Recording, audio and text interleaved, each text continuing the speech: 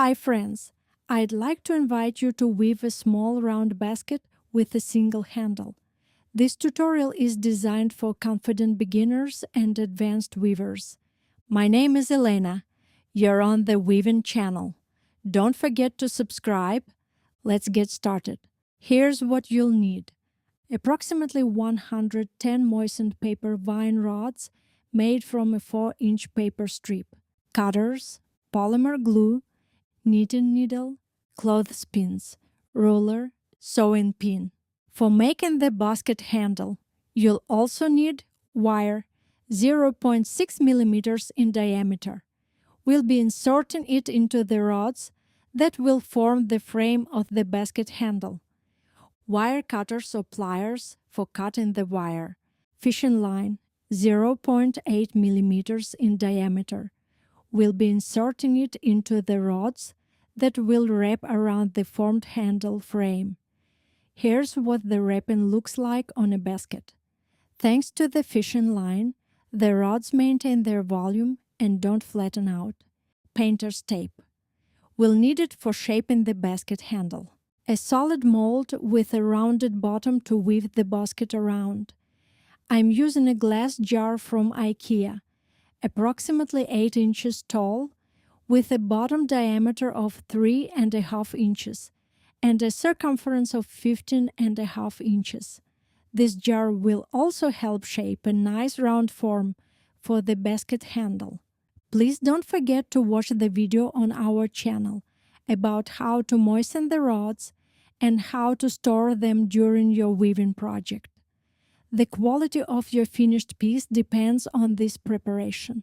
Just a reminder, if you'd like to take a break from weaving, put the weaving in a plastic bag so it stays damp. We'll start by weaving the basket base. Take 4 rods and arrange them in a cross formation. These will be your stakes. Press the intersection point with your fingers. This will hold them in place and keep them flat rather than sticking up. Next, take 2 rods. These are your weavers, and we'll be splicing them together. Each rod has a butt on one end and a twisted end on the other. Straighten the butt of one rod, and on the other rod, cut the twisted end at a sharp angle. Add a drop of glue into the butt of the first rod, then insert the sharp end of the other rod, twisting it in as far as possible. Once the cut sharp edge is inserted into the other rod, wipe off any excess glue and press the splice point with your fingers. On the resulting long rod, slightly past the splice, press down the spot where you'll fold it in half.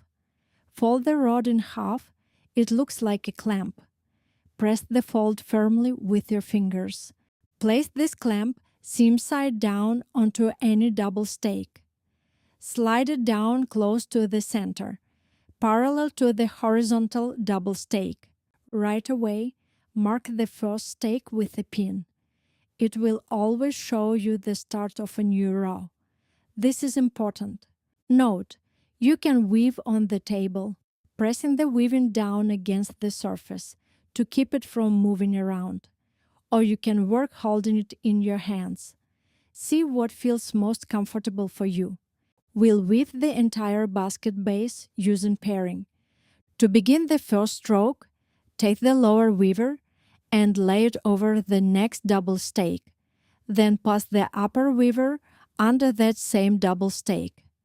The weavers have now wrapped around the double stake from both sides. Remember, always lay the first rows tightly, otherwise the weave will be loose. Continue this pairing pattern until you finish the first row. From here on, we'll weave each row in a spiral, meaning we won't close off each row at the pinned stake. The first row is done. Press the center of the weave with your hand. The second row starts at the marked stake. In this row, we'll be separating the stakes and weaving around each one individually. Take the lower weaver and lay it over the next double stake. Then pass the upper weaver under that same double stake.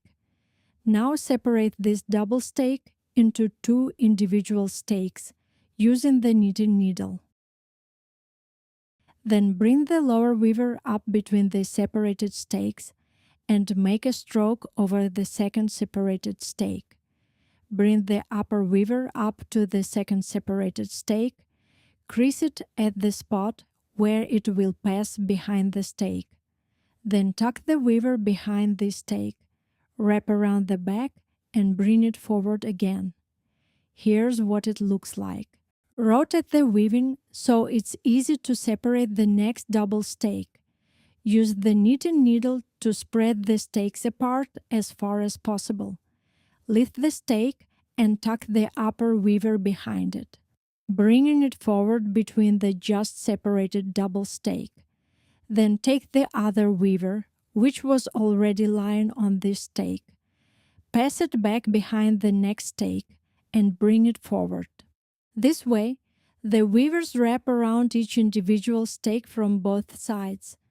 Repeat the same steps with the remaining 2 double stakes. All stakes should be spread apart at equal distances from one another.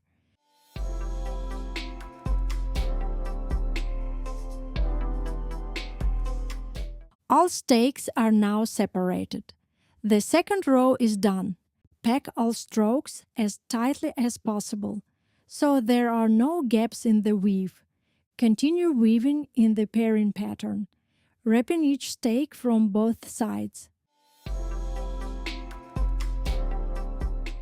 The weavers have gotten short and need to be spliced. Use your fingernail to mark the weavers at the spots where they'll pass behind the stakes. Cut the weaver ends at a sharp angle just before the fingernail mark. Take new weavers, trim the butt, and add a drop of glue. Splice the weavers by twisting them in. Continue weaving around each stake with pairing. The splice happens behind the stake, so it's hidden from the right side.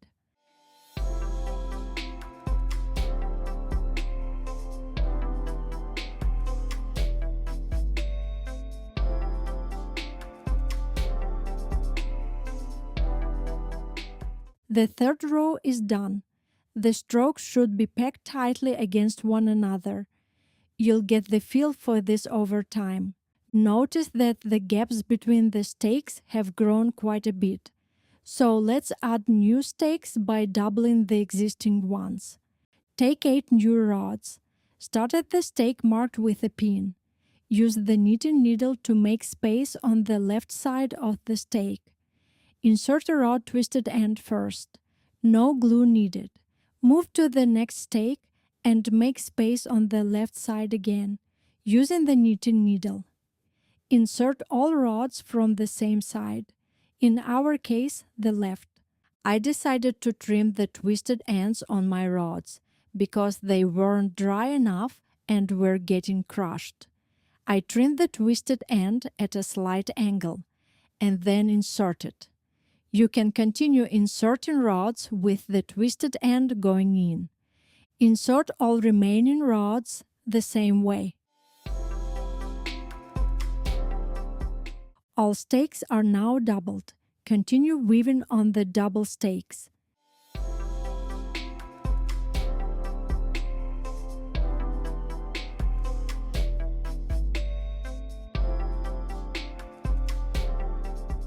If a newly inserted stake falls out, just push it back in and continue weaving.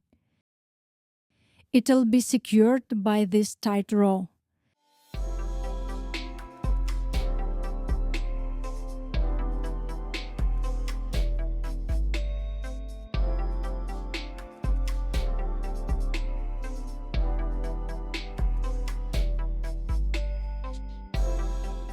The weavers have gotten short. Time to splice them. Cut the weavers at a sharp angle. Add a drop of glue into the butt of the new rods. Prepare the sharp end, insert it into the rod, and push it in with a twisting motion. Press the splice point with your fingers. Continue weaving. The 5th row is done. The gaps between the stakes are very large, so let's reduce them by adding one more rod to each. We'll need another 8 rods. Start at the stake marked with a pin. Make space on its right side with the knitting needle. Then insert a rod. Insert all rods from the right side. Continue inserting one rod next to each double stake, going around the circle.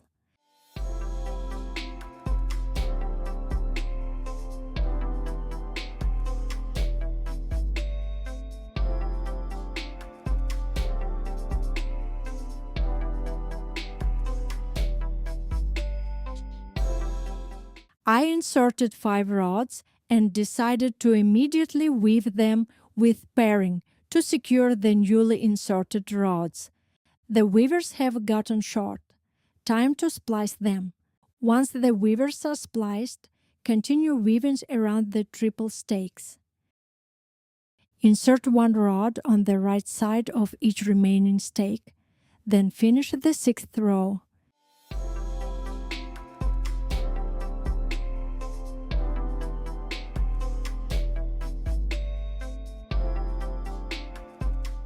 In the 7th row, we'll add one more rod to the center of each triple stake. That's 8 rods total. Insert all new rods to the right of the center rod in each triple stake. Use the knitting needle to make space. Then divide the quadruple stake into pairs. Weave around each pair using pairing.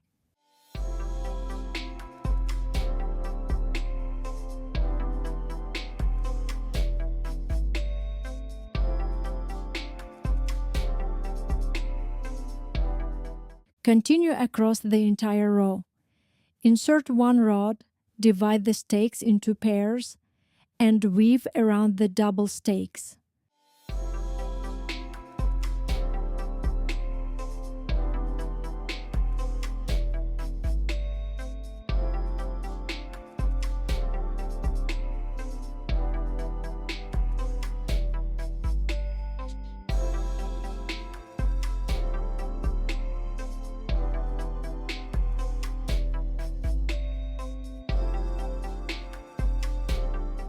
Short weavers, time to splice. Don't forget that the splice should happen behind the stakes and stay hidden from the right side.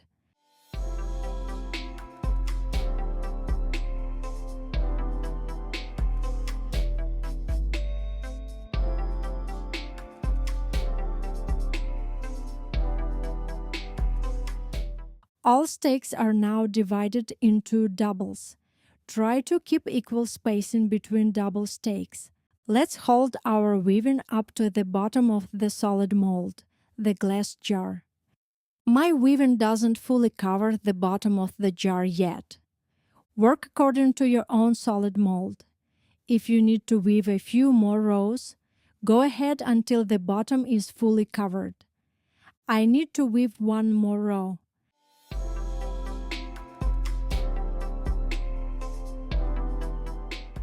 I am weaving in the same pattern. Keep an eye on the stake positions. They should be evenly spaced. Adjust them if needed. Short weavers. Time to splice.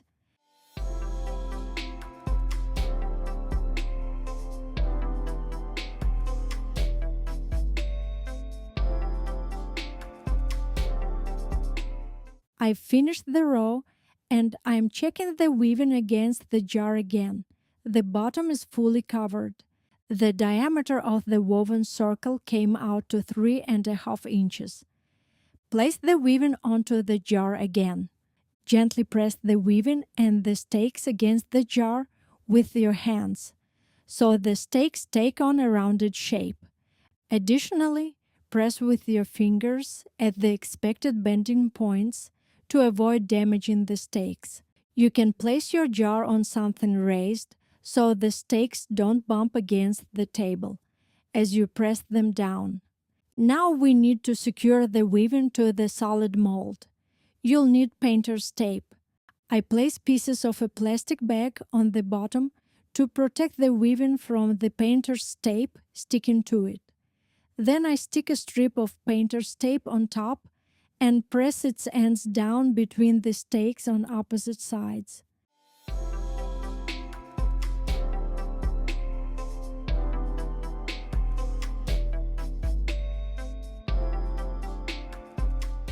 Check that the weaving is secure and doesn't slide. That's exactly what we want. Here's what mine looks like. I placed the jar with the weaving on a turntable. It makes weaving much easier. If you don't have one yet, simply rotate the jar as you weave. I start weaving. I press the stakes downward so they follow the shape of the jar and pack each stroke tightly. This locks in the right direction for both the stakes and the weave itself. Short weavers, time to splice. Weave carefully around the area where the weaving is attached to the jar. Pack each row close to the previous one so there are no gaps. Once we're finished weaving, this painter's tape setup comes off easily. Don't worry about it for now. Just keep weaving.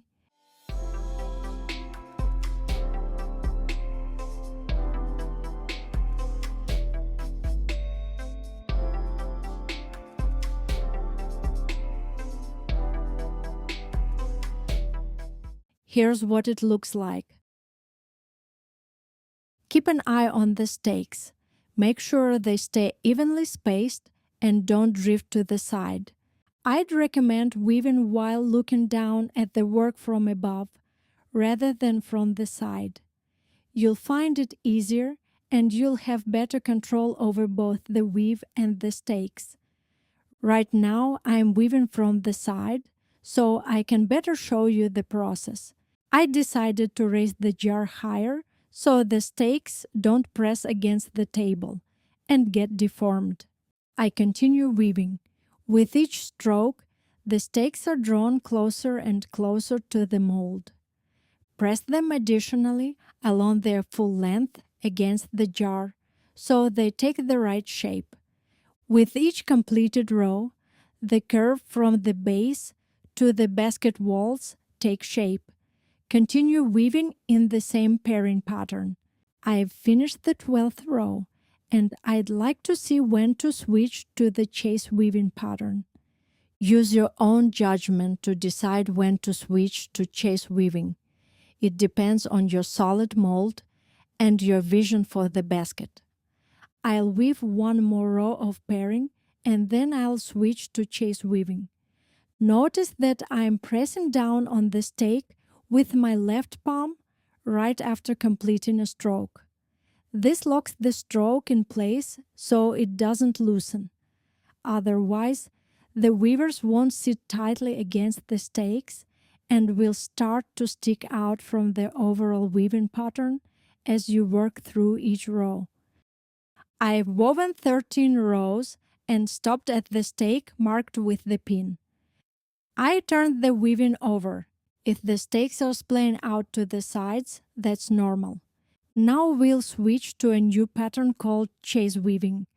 We'll still be working with two weavers, but instead of crossing over each other, they'll each move independently and parallel to one another. Start with the weaver that comes out from under the marked double stake. The weaver passes in front of a double stake, then goes behind the next double stake, comes back to the front, and repeats this movement throughout the weaving. In other words, each weaver passes in front of one stake and behind the next. This weaver has gotten short. I splice it and tuck it behind a stake. I weave a bit more with it and then set it aside.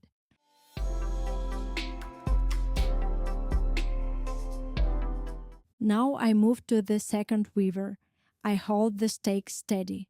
I make a stroke in front of the marked double stake, then tuck the weaver behind the next double stake and bring it back to the front.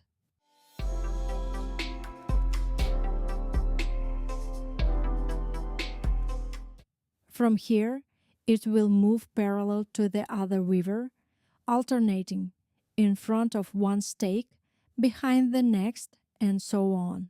Here's how the rods are laid, parallel to each other. I continue weaving with this same weaver. I've caught up to the lower weaver and stop. Now switch to the lower weaver and weave with it, tucking it behind every other stake.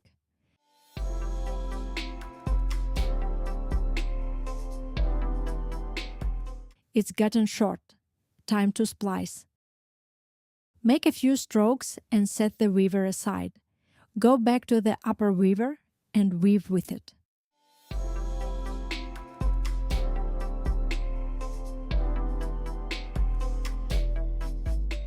It's gotten short. Time to splice. Make one stroke and set it aside. Make a stroke with the other weaver and bring both weavers up to the marked stake. Here, the weavers continue running parallel to each other. They shouldn't cross. Always weave with the lower weaver first, then the upper weaver.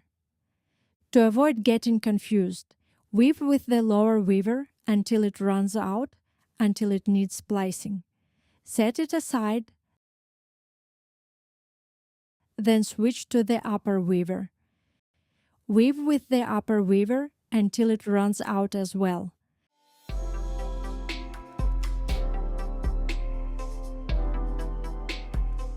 Then splice both of them at the same time.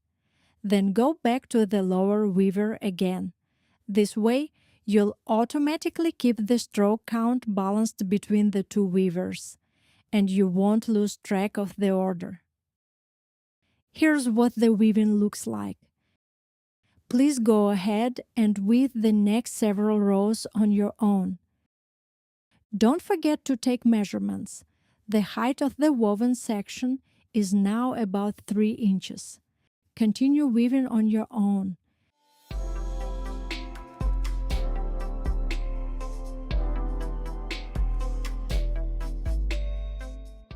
I've woven 7 rows in the chase weaving pattern.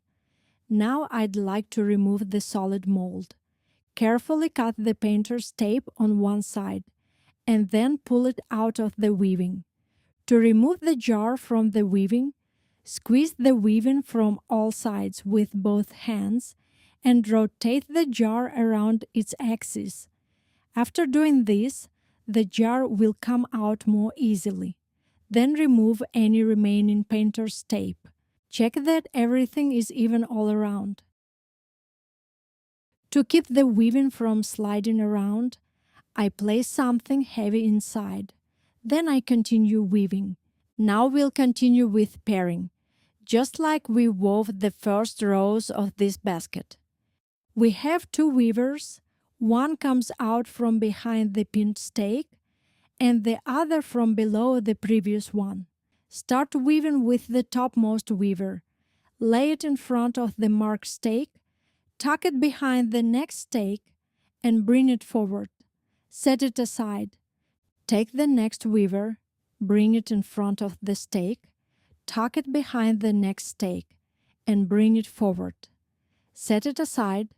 The weavers essentially twist around each other, wrapping each double stake from both sides.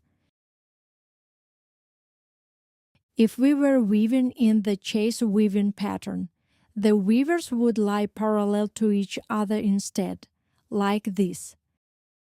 While weaving, try to angle the stake slightly inward so the basket walls have a nice rounded shape.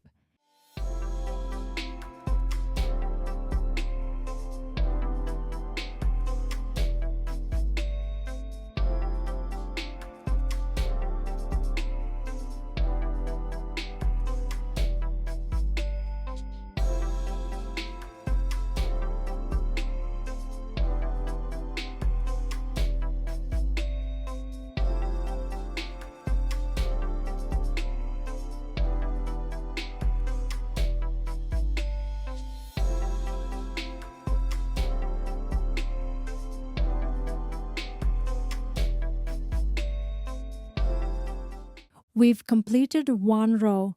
reaching the first stake. We'll weave in a spiral, no closing off the rows. I'm estimating the height of my basket. I'll weave about 3 or 4 more rows.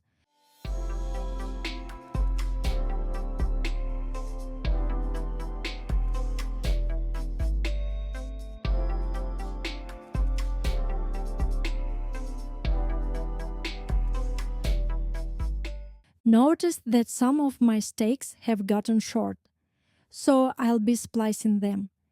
Try to splice in spots where the splice line will later be covered by a stroke.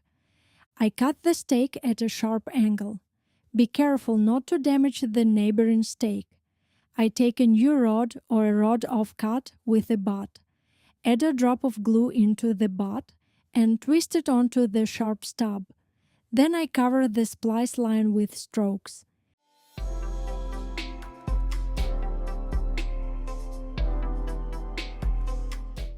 Here the stake ends with a butt. I'll add a drop of glue into it and insert a new rod or rod offcut if I have one. The weavers have gotten short. Time to splice. Another short stake. I've spliced it and continue weaving. From here on, I won't be showing stake splicing anymore.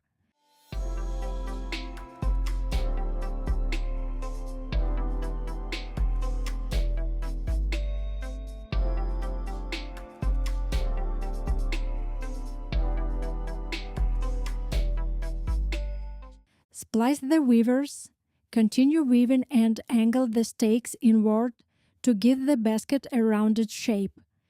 Go ahead and weave on your own from here.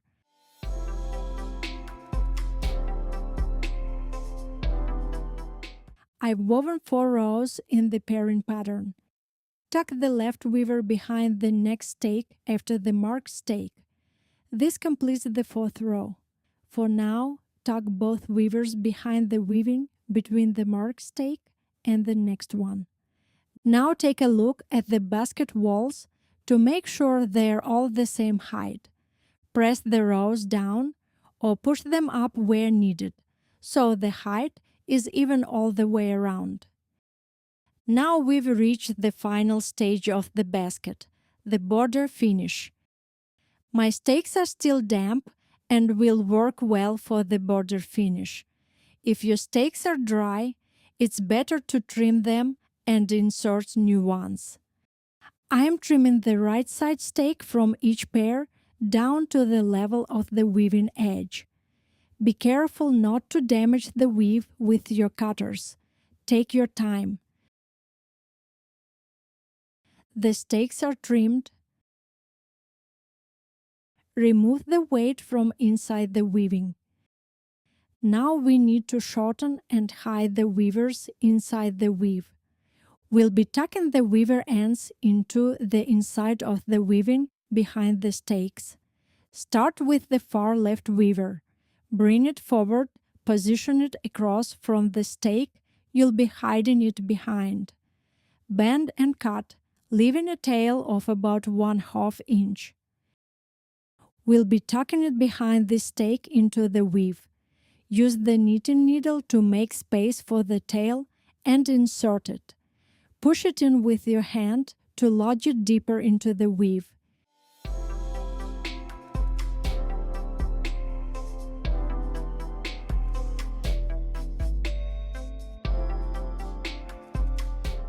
Here's what it looks like.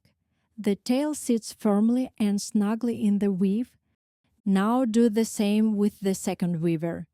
I've pressed it with my finger against the stake it'll be hiding behind. I leave a 1/2 inch tail and trim the rest with cutters. I use the knitting needle to make space in the weave and insert the weaver end. I push it in with the knitting needle. Now let's begin the border finish. You can start the border finish at any point. Prepare 5 short rod offcuts. They'll be holding spots in the weave for future strokes. Fold them in half. Take one offcut and place it to the right of a stake. This will be our first stake. Hold the offcut and bend the first stake to the right, tucking it behind the second stake, and bring it forward. Place the second offcut behind the second stake and press it down with the laid over first stake. The offcut and the laid over first stake lie parallel to each other behind the second stake. Then bend the second upright stake to the right, tuck it behind the third stake, and bring it forward. Place an offcut behind the third stake and press it with the second bent over stake. Hold the entire structure firmly. If it starts falling apart, adjust it and maintain tension in the weave. Now bend the third stake to the right, tuck it behind the fourth upright stake, and bring it forward. Place a rod offcut behind the fourth stake and press it with the third bent over stake. Bend the fourth stake to the right, tuck it behind the fifth upright stake, and bring it forward. I didn't place an offcut behind the fifth stake. Please do so, as it'll make it easier to see where to lay the strokes. Now let's begin the actual border finish pattern. In front of us, we have 4 stakes laid over and brought forward, plus stakes that are still standing upright. Starting with the far left laid over stake, bring it to the second free upright stake, tuck it behind and bring it forward. Then bend the far left upright stake down and lay it parallel alongside. Bring it forward. Hold the laid strokes firmly so the border doesn't fall apart. Again, take the far left laid over rod and tuck it behind the second free upright stake. Bring it up to that upright stake. Crease it at the point where it'll pass behind the stake. Tuck it behind the stake and bring it forward. Set it down, then immediately bend the far left upright stake down alongside it and bring it forward. Don't trim anything. Repeat again. Take the far left rod from the front. Bring it to the second free upright stake, crease it, and tuck it behind the stake. Bring it forward.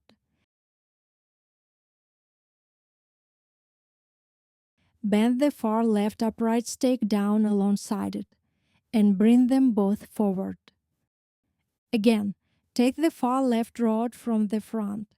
Bring it to the second free upright stake. Crease it and tuck it behind the stake. Bring it forward. Bend the far left upright stake down alongside it and bring them both forward. Take the far left rod from the front. Bring it to the second free upright stake. Crease it and tuck it behind the stake. Bring it forward. Bend the far left upright stake down alongside it and bring them both forward. Notice that 4 pairs of rods are now laid over and brought forward. We'll trim the short rods at the end, while the long rods will continue to be part of the weaving. Look, I'm packing all the strokes quite tightly, and they are laid parallel to one another. Let's continue the border finish. Take the longest rod from the far left pair of laid over rods and tuck it behind the fourth stake, or the second upright stake. It's the same one in this case. Bring it up to the second upright stake, crease the rod and tuck it behind. Bring it forward, bend the far left upright stake down alongside it, and bring them both forward. You'll always have 4 pairs of rods in front of you, each consisting of a short and a long rod. If needed, press down the laid strokes so they all sit neatly next to one another. Continue repeating these steps until you reach the last upright stake.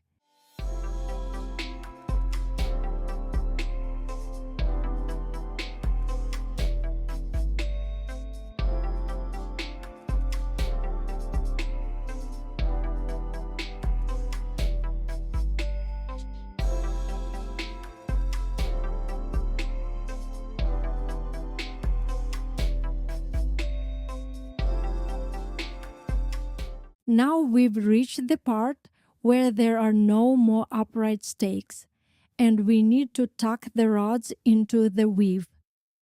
In front of us, we have 4 pairs of rods and 1 upright stake. The sequence is the same. The pink rod of cuts mark the spots where the rods need to be tucked in. These are the stakes that we laid over at the very beginning of this border finish. Take the far left long rod from the front and bring it to the first laid over stake, marked by a pink rod of cut. I've inserted a knitting needle for visibility. Remove the rod of cut. Grease the rod, tuck it behind the laid over stake, and insert it into the weave in place of the pink of cut. Bring it forward. Then take the last upright stake, press it along its full length so it doesn't crumple. Bend it to the right and lay it parallel to the tucked rod. We now have 2 rods brought forward, 1 short and 1 long. That's correct. Take the far left long rod from the laid over rods. Bring it to the laid over stake marked by a pink rod off cut. Let's replace the off cut with a knitting needle. Press the rod along its full length. Thread it onto the tip of the knitting needle and push the needle through. The stroke settles into the weave. Pull the rod snug. This is what the weaving should look like from above. All strokes are laid parallel and tight. Take the far left long rod from the laid over rods. Bring it to the laid over stake with the pink offcut. Let's replace the offcut with a knitting needle. Press the rod along its full length. Thread the rod butt first onto the end of the knitting needle and push it down. Notice that it sits behind 2 strokes. Adjust all the strokes so nothing sticks out from the overall pattern. Press the weave down. Take the far left long rod from the laid over rods.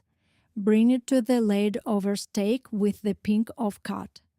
This rod should sit behind 3 strokes. Let's replace the offcut with a knitting needle so we don't lose the spot. Press the rod along its full length. Thread the rod butt first onto the end of the knitting needle and push it down. Adjust all the strokes so nothing sticks out from the overall pattern. Press the weave down. One last rod to go. I forgot to insert the pink offcut, but I asked you to do so when we were laying over the first stakes in this border finish. I need to find the right spot, so I'll look for the short rod sticking out.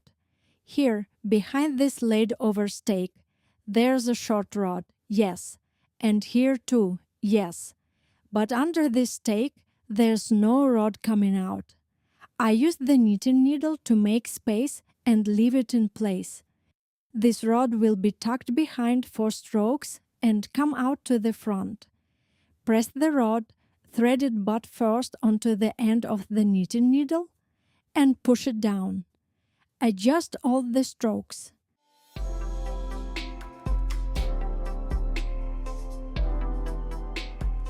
I check again, pull the short rods forward, adjust everything, and press down the entire weave. Trim the short rods. Carefully reach in with the cutters and trim each short rod deep inside the weave. The cut end should be almost invisible and not spoil the look of the basket. Be careful not to damage the weave itself. Take your time. All the short rods are trimmed. Take a look at how the border finish looks after trimming.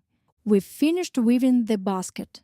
You can use it as is, or you can add a handle. Just a reminder, if you'd like to take a break from weaving, put the weaving in a plastic bag so it stays damp. If you'd like to make a handle, we'll see you in part 2 for this basket.